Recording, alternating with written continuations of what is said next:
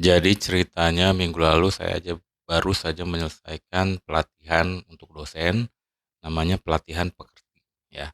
Pekerti itu kepanjangannya adalah pelatihan peningkatan keterampilan dasar teknik teknik instruksional ya. Nah, ini saya senang banget mengikuti kegiatan itu. Kalau dosen-dosen lain pada males gitu ya, atau misalnya pada mau cari yang online gitu atau cari yang gimana-gimana, saya malah senang banget mengikuti kegiatan itu. Kegiatan itu by the way diselenggarakan oleh ITB ya, saya senang banget.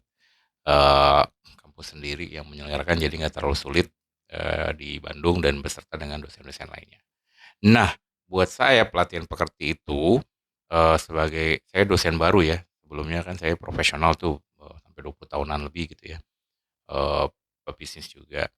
Nah, ketika saya mengikuti pelatihan itu tuh saya merasa ada aha moment. Nah, menurut saya ketika saya mengikuti pelatihan itu, jadi ini buat saya make sense semuanya. Sebelumnya tuh saya agak kayak kurang mengerti ini sebenarnya apa ya perdosenan ini, apa ya perdosenan ini. Nah, ketika saya mengikuti itu saya cukup senang karena ternyata yang diajarkan adalah kita memiliki namanya outcome based learning ya. Outcome based learning. Jadi pembelajaran yang berdasarkan outcome. Outcome-nya apa? Outcome dari produknya itu adalah manusianya atau mahasiswanya atau nanti mahasiswa yang jadi alumni. Nah, ternyata pada saat pelatihan itu saya ajarin gitu ya atau dikasih tahu bahwa yang kita lihat itu sumbernya adalah bahkan, outcome dari alumni itu 3 4 5 tahun ke depan, gitu ya. Kita mau mereka menjadi apa, punya skill apa, punya, punya kemampuan apa. Nah, itu adalah produk-produk kita sebagai universitas gitu ya, dan saya juga yakin ini berlaku di seluruh universitas di seluruh Indonesia. Jadi kita mau mahasiswa tuh terbentuk sebagai apa, jadi kita tarik tarik mundur malah. Jadi bukan asal ngajar atau asal memberikan informasi, tapi harus tarik mundur gitu. 3 4 5 tahun tersebut lulusan-lulusan kita mau seperti apa. Misalnya kita mau 3 4 5 tahun, lulusan-lulusan kita udah jadi manajer, berarti kita harus mungkin pikirkan leadership-nya seperti apa, gitu ya, communication skill-nya juga seperti apa, semua soft skill-nya seperti apa selain hard skill tersebut, gitu ya. Atau misalnya kita pengen lulusan-lulusan kita adalah orang-orang yang ahli menggunakan AI saat nanti di dunia kerja. Kita mesti mikirin gitu ya, nanti seperti apa, eee bagaimana caranya supaya lulusan-lulusan itu bisa memiliki hal tersebut. Nah, kemudian dari profil lulusan itu 3 4 5 tahun ke depan itu, kita tarik balik sampai, mahasiswa itu lulus, pada saat lulus gitu ya, pada saat dia lulus 1 2 tahun, dia punya, skill atau, eee, kemampuan apa saat dia lulus ya. Nah, itu kita sebut dengan CPL, capaian pembelajaran lulusan gitu. Nah, kita mau bahwa seluruh mata kuliah yang diambil mahasiswa tersebut, misalnya dari tingkat 1 sampai tingkat 4 kalau, itu adalah S1 atau dari tingkat 1 sampai tingkat 2 kalau misalkan itu adalah mahasiswa S2 atau bahkan mahasiswa S3, itu kita mau dia punya apa, gitu ya. Kita mau outcome skill-nya apa, kemampuannya apa, itu yang kita rumuskan selama 4 tahun ke belakang gitu ya. Selama, 2 tahun atau misalkan 3 tahun ke belakang, apa yang harus kita rumuskan. Nah, apa yang kita rumuskan adalah capaian pembelajaran lulusan, itu kita harus tahu, misalnya capaian lulusan pembelajaran 1 bahwa mahasiswa harus memiliki kemampuan inovasi. Nah, kalau mahasiswa harus punya kemampuan inovasi, si CPL itu tadi diturunkan misalnya ke yang namanya CPMK, capaian pembelajaran mata kuliah. Nah, jadi mata kuliah itu bukan cuma asal nyomot gitu atau asal bikin mata kuliahnya bukan cuman asal bikin silabus juga atau misalnya rencana pembelajaran semester, nggak boleh. Itu semua ujung-ujungnya harus ke outcome-nya mau seperti apa, CPL-nya mau seperti apa tadi. Nah, di bawah CPL itu misal tadi mau berpikir inovatif, kita bikinlah misalnya mata kuliah yang bisa menunjang CPL itu, kita taruh misalnya namanya, mata kuliah manajemen inovasi gitu ya. manajemen inovasi, manajemen teknologi, dan manajemen entrepreneurship, misalnya seperti itu. Nah, di mata kuliah itu harus tertulis namanya CPMK, capaian pembelajaran mata kuliah.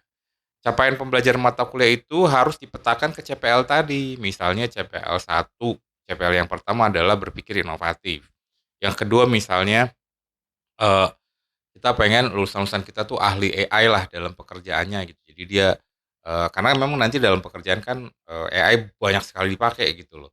Nah, kita pengen mereka juga udah piawai dengan, tools-tools tersebut. Nah, nanti setiap mata kuliah misalnya tadi manajemen inovasi, teknologi dan entrepreneurship tadi, kita petakan tuh CPMK-nya akan meng-cover CPL yang mana. Nggak apa-apa kalau nggak semua CPL di-cover, misalnya kita punya 10 CPL gitu ya, atau misalnya terlalu banyak, 5 lah, 5 CPL yang kita mau, apa namanya, skill paling mumpuni dari lulusan-lulusan kita. Nah, itu harus dipetakan, misalnya tadi si manajemen innovation tadi pengen meng-cover CPL nomor 1 dan CPL nomor 2. Yang pertama tadi misalnya apa, berpikir inovatif, yang kedua adalah misalnya menguasai AI. Nah, itu artinya di pembelajaran-pelajaran, eee, si mata kuliah tersebut CPMK-nya harus diturunkan. Berpikir inovatif, berarti misalnya berpikir inovatif dan juga, bisa me-manage inovasi-inovasi yang masuk atau yang beredar di perusahaan misalnya kayak gitu. Terus yang kedua misalnya dia harus piawai dengan AI, berarti bisa jadi, misalnya semua tugas-tugasnya bisa pakai AI gitu ya, dan kalau bisa pakai semua AI-AI yang ada sehingga menghasilkan tugas yang bagus misalnya kayak gitu ya.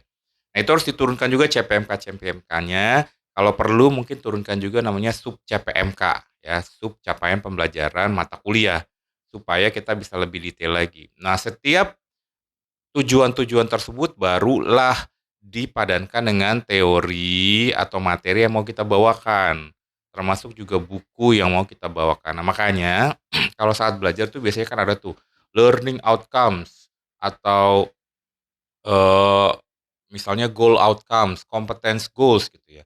Nah, itu adalah yang paling pentingnya sebenarnya dan nggak boleh dilewatin sama dosen-dosen termasuk mahasiswanya gitu ya. Nah, kalau bisa mahasiswa juga mikir bahwa kalau saya belajar ini nanti skill yang bisa kepake untuk di dunia kerja apa gitu. Skill yang saya bisa pakai selanjutnya ketika saya, lulus apa. Nah, permasalahannya kayaknya so far banyak sekali mahasiswa, termasuk juga dosennya ya. Mahasiswa yang berpikir, "Ah, yang penting gue dapat gelar aja lah," misalnya gelar MBA atau gelar sarjana gitu ya, atau gelar master atau gelar PhD, tapi nggak pengen tahu bahwa ada skill yang benar-benar dibutuhkan eee, di masyarakat nanti ketika mahasiswa tersebut lulus. Nah, itu penting banget bahwa semua stakeholder, semua orang yang terlibat dalam pembelajaran ini memikirkan itu, karena itu jauh lebih penting.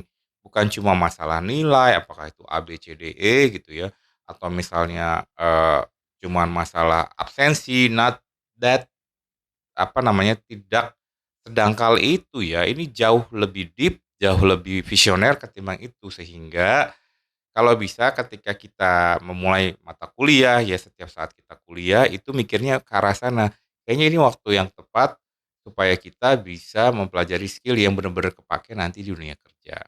Makanya bagus juga kalau misalnya, eee, apa namanya, ada guest lecture atau ada apa, itu sebenarnya bagus kalau bisa menunjukkan apa sih yang nanti ditemuin oleh mahasiswa itu di dunia kerja gitu. Nah, itu adalah seluruh rangkaian mata kuliah, jadi kalau misalkan ada paket-paket mata kuliah wajib, mata kuliah pilihan segala macam, itu ujung-ujungnya harus ke sana, saya mau dapat skill apa sih nanti pada saat di dunia kerja gitu ya. Dan juga, dosennya juga harus mikir ke arah sana, selalu menginfokan bahwa nanti pada saat lulus banyak sekali loh yang akan kalian hadapi gitu ya, dan itu penting banget untuk menguasai skill ini, skill itu, skill ini, skill itu. Gitu kira-kira tentang pelatihan pekerti. Saya senang banget aha moment buat saya seorang dosen yang baru banget, yang dari apa namanya, dari dunia profesional pindah ke dunia akademis. Nah, saya baru mulai kelihatan silver lining-nya ya, apa namanya, baru bisa connecting the dots. Oh, ternyata mirip-mirip juga sama waktu saya di dunia profesional gitu, di multinational companies itu, ujung-ujungnya adalah sebenarnya outcome juga, outcome dan proses, dan itu adalah hal yang baik. Jadi next time buat mahasiswa, buat dosen, kalau misalnya mau, ngisi materi atau kuliah, pikirin outcome based learning ya, itu kita belajar di